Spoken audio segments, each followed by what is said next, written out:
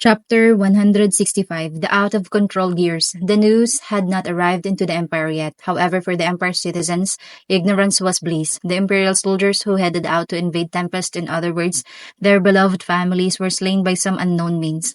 With a force that almost reaches 1 million strong, they never considered the possibility of defeat. They firmly believed the Emperor would accomplish the Empire's long cherished goal of conquering the Western lands and establishing a unified nation. The Great Jura Forest had once been a dreaded place, but with the evil dragon Valdora weakened, there should have been nothing left to fear. Under the imperial reign of the great emperor, the greatest imperial army invasion had finally begun. These were the thoughts of the general citizens. Nobody expected them to have a hard time, let alone be defeated. Not a single survivor returned. They never reached the western countries. All perished in the Great Jura Forest. Nobody had imagined such an outcome. Yuki received the report and gave a wry smile. He had hoped that by attacking skillfully with nearly 1 million troops, they could eliminate the demon lord Rimuru, but it ended in total annihilation. Literally, every soldier was killed without exception. The ideal scenario was to defeat Rimuru while inflicting heavy damage on the Imperial army. A slightly less ideal but still favorable outcome would be both sides suffering heavy damage. A stalemate that would buy time. If both sides suffered major casualties, that would have aligned with the plan. The idea was to finish the coup d'etat before the damaged imperial army returned, and to absorb the returning armored corps to build a stable foundation. He would then take advantage of Rimuru's recovery period to seize full control of the empire. But when he looked at the outcome, he found that the demon lord had suffered little to no damage, and the empire was instead trampled in a one-sided massacre. Although he didn't lose any of his own forces, all the game pieces he hoped to use were gone. It was an unexpected development, but what shocked him the most was the sudden growth of Rimuru's forces. Unbelievable to think he raised that large army with ease. It truly is unbelievable. With an army of that scale, they should have been able to go toe to toe with 3 demon lord forces. No, compared to the 10 great demon lords of your era, the current octogram are in a different league. Leon, for instance, hides his strength and still commands a corps of magic knights. Even Milim, who was known for having no subordinates, now has Carrion and Frey, both former demon lords, as her followers. One of the demon lords has been expanding their domain and now controls the vast lands south of the Jura Forest. Then, of course, there's Guy, the strongest of them all, and both Daggerwell and Luminous, who already commanded large factions of their own. Aren't the only weak ones just Ramirez and Dino? That's true, huh? Although Kagari initially wanted to argue with Yuki, she ended up nodding in agreement after hearing his explanation. It's true, things were different from when she was a demon lord. Even among the demon lords weakened during the Angel War, Luminous and Daggerwell still commanded impressive forces, but most of the newer demon lords, while having subordinates, were fighting just to survive. This included Kagari, once known as the Cursed Lord Kazarin. And even if one increased their subordinates, it didn't really matter. Clayman's failure was a perfect example. Against opponents who surpass a certain level of strength, sheer numbers are meaningless. One thing to note was that there should have been some powerful individuals among the armored corps, but even they didn't get the chance to make an impact. It seems that Demon Lord Rimuru didn't move at all. His subordinates alone devastated the Imperial army. According to the tired-looking Miranda, even Majin of Demon Lord level had joined Rimuru's ranks. To think that top-class beings bound by nothing, would willingly serve a single demon lord. This was beyond Kagari's imagination. She thought only Guy Crimson, the Lord of Darkness, could achieve such a thing. However, things have sure gotten interesting. Currently, the Imperial Army has started a two-front campaign, with Luminous as one of their targets. Calgorius' defeat still hasn't been reported, and Gladim's demonic beast corps are heading north via airships. The defense of the capital is left to the hybrid corps. In other words, if I so desire, I can take the heart of the Empire in my hands. If there's no need to worry about the armored corps returning, then it's time to take bold military action. So in other words, let's just cut off the Emperor's head in his sleep. Something like that. Yeah, that's right. It's a coup d'etat. Kagari gave a sly smile at those words. Bringing chaos to the world had always been her desire, regardless of the method. Even though Yuki's prediction didn't come true, they hadn't suffered any losses. On the contrary, this was now a golden opportunity to take control of the empire. Strategies were always made with failure in mind. Every outcome was considered. Yuki knew that, well, he would never fall without taking something for himself. Understood, then I'll go prepare. With that, Kagari stood up from her seat. Looks like things are going to get busy, she thought, her smile deepening. Her face, lusting for more blood and tragedy, was twisted with wicked joy. Yuki watched her leave and sank deeper into thought. Demon Lord Rimuru had grown far more than he expected, but for now he set that aside. Now then, what are you going to do, Rimuru-san? I wonder how long you'll last. A mutual destruction scenario would be ideal. If Guy could take Rimuru out, that would eliminate one major problem. And if Rimuru could injure Guy in the process, that would be even better.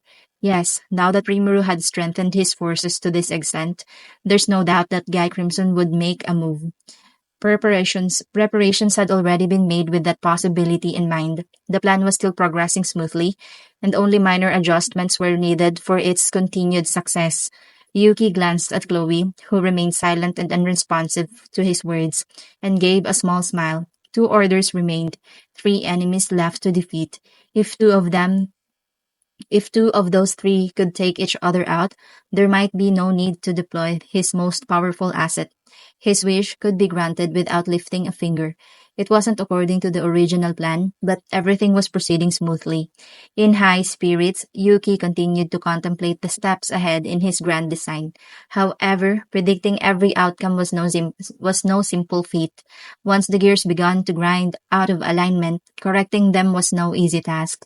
And now events had slipped beyond Yuki's control, moving in a direction he had never foreseen.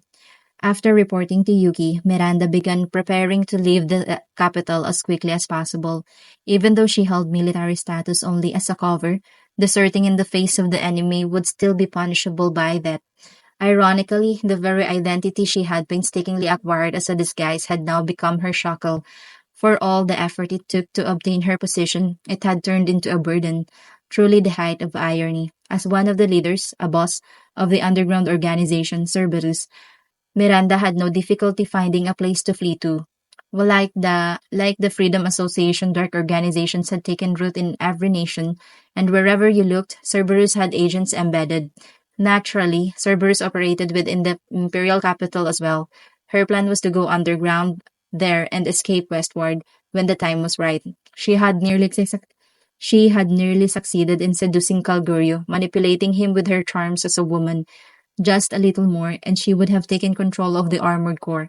Even if the Demon Lord was someone Damrada feared, Miranda believed that with an army of 1 million at her command, there was nothing to be afraid of. Expel the Demon Lord, subjugate the Western nations, then, using Kolguryo as her puppet, seize power in the Empire and bask in glory. She had expected a triumphant return, the future laid out before her. But now she was stuffing her belongings into a bag and sneaking off into the night, like a common fugitive, an unbearable humiliation. And all of it, she believed, was Yuki's fault for underestimating Demon Lord Rimuru, and Kalgurius for being utterly useless.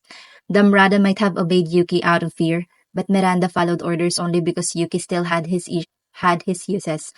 After all, as the founder of Cerberus, Yuki had strategic value. Since her feminine charms didn't work on him, Miranda had no choice but to obey. Regardless, her priority now was to escape. Regardless, her priority now was to escape. She had received permission to flee after submitting her report. She needed to find a safe haven before wasting time on unnecessary thoughts. With that in mind, Miranda packed up her assets and slipped out of her house under the cover of night, disappearing into the imperial capital's shadow. Next scene, the night in the capital was deep and dark. While scientific advancement had introduced street lamps to replace lanterns, the illumination still didn't reach every corner. The capital was progressing, but it was far from ridding itself of all the shadows. And in those shadows, Miranda moved silently. Though not as powerful as Vega or Damrada, Miranda had the strength befitting a boss of Cerberus. She was making a quiet escape, but she believed there was no need to feel uneasy. But that belief would prove to be a mistake. It wasn't because she was careless, but still, a man stood in her path. If only she had abandoned her belongings and left the capital immediately, she might have avoided this encounter. But her pride as a boss became her downfall, and now she faced the man directly. That man, Tatsuya Kondo, an officer of the Emperor's Intelligence Bureau, a mysterious figure well versed in the city's underbelly. Out at this hour? Where are you headed? He asked coolly. Oh my, if it isn't Lieutenant Kondo, Miranda replied with poised elegance. Despite his sudden appearance, Miranda didn't show the slightest hint of panic, responding with composure. Still, she kept her guard up, probing the surroundings to see if Kondo was alone. There was no one else around, no other presences.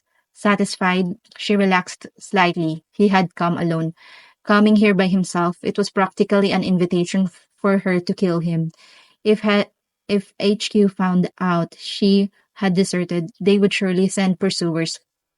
Even if she escaped to the west, she'd have to live constantly looking over her shoulder, wary of assassins. She couldn't allow anyone to know she was still alive. She suspected Krishna might have used a magic item to relay the situation, but it didn't seem he had reported her desertion. Even so, Miranda knew this man in front of her had to be eliminated. She concluded that since news of the Imperial Army's complete annihilation was reported, the Empire's defenses must have been strengthened. Miranda understood this. Consequently, it sucked running into the most troublesome man in the Intelligence Bureau, but there were no signs of incoming reinforcements. If she got rid of Kondo now, escaping the capital would become easier. In an instant, Miranda made her decision. Miranda didn't know how Kondo viewed her, but she decided she must uproot the buds of danger. In other words, she decided to kill Kondo. You're Corps Captain Calguri's advisor, Miranda, right? Why have you returned to the imperial capital in the middle of battle? In reply to Kondo's serious inquiry, I was so scared, Lieutenant Kondo. Actually, I've received secret orders from Calguryo and returned to the capital. Miranda approached him whilst replying and snuggled into Kondo's bosom. She made full use of her womanly charms to entice the man. With her usual method of charming with a perfume, curse, and illusions, she would impair her opponent's thinking while dominating them. She also used the spell on Kaguryu several times while he embraced her, and soon she would be able to wrap them around her little finger without doing so. Even a man who was the Army Corps leader was no match against Miranda's spells. A mere lieutenant would never be able to resist. Miranda was convinced and placed her hand around Kondo's back. Pressing her voluptuous breasts against Kondo while appealing her charm, she waited for Kondo to relax. Once she felt Kondo's presence loosened. Hey, I thought he was a serious man, but that was easy. She snickered in her mind. All right, embrace me as you please, once you become my captive. Those were Miranda's last thoughts. Without changing his expression, Kondo tucked away a small pistol that he used to shoot Miranda in her temple. He had already obtained the intelligence to read the target's mind through physical contact. This was the unique skill, reader.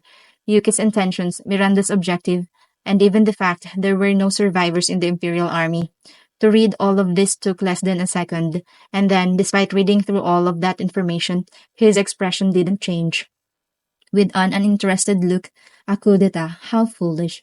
He muttered. He then glanced at the corpse and left. Later on, a member of the Intelligence Bureau had dealt with Miranda's corpse, leaving no trace behind. The night of the capital is deep and dark, and all that happens stays buried in the dark. Guy laughed fearlessly and stood up. He received an astonishing report. Dino was sent to spy on Demon Lord Rimuru's movements, but he was unexpectedly useful. It was rare for the lazy Dino. I got kicked out of Dagrawal's place, so I want to crash at Rimuru's place. Can you help me write a letter of introduction? To actually come over and say such a thing, to think that lazy Dino would move by his own free will, this was something that hasn't happened for thousands of years. During the battle with the angels, there were several occasions where he'd team up with Dino against troublesome opponents, but nothing more than that. If there's something, I'll report it, okay? Being overly chummy with people isn't how Dino rolls. For the strongest guy, he didn't particularly need any spies, but it would be annoying to have Dino hung around. Putting aside Guy, Velzado would probably never agree. If handled poorly, Dino might even be killed. The only one Velzado acknowledges is Leon. Not wanting to lose a valuable pawn, Guy decided to write a simple letter of introduction and sent him away. And now there was a report from Dino. Several demon lords had joined Rimuru. and the imperial army consisting of almost 1 million soldiers was massacred.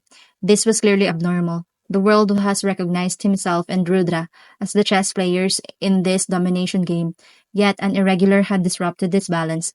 Humans belonged to Rudra, monsters to Guy, each with their own domain.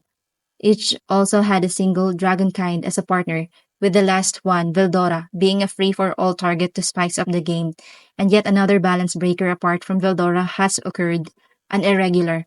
Fortunately, this one was also a demon lord. As the strongest after Milim and himself, Rimuru had the ultimate skill, Gluttonous King Beelzebub. It must be incorporated into his side no matter the cost. There was a need for it to become his pawn. He initially planned to wait until it matured, but that may no longer be necessary. If Rudra crushed it, so be it. But the situation wasn't that simple. If it cooperates, all is well. If not, crush it. Meeting the other party sounded like a good idea, so Guy began to take action. Ara, doesn't that sound like fun? He nodded and asked Velzado, "You want to come too?" Velzado's sparkly, chilling diamond blue eyes stared at Guy. "Yes, indeed. It's been a long time since I've last met up with my brother." A cold smiled on her face, and so it was decided. The two left the nearby White Ice Palace behind with ease and flew into a land of howling blizzards and frigid cold. The tyrant has taken flight, aiming for the country of monsters. Tempest. End of chapter 165.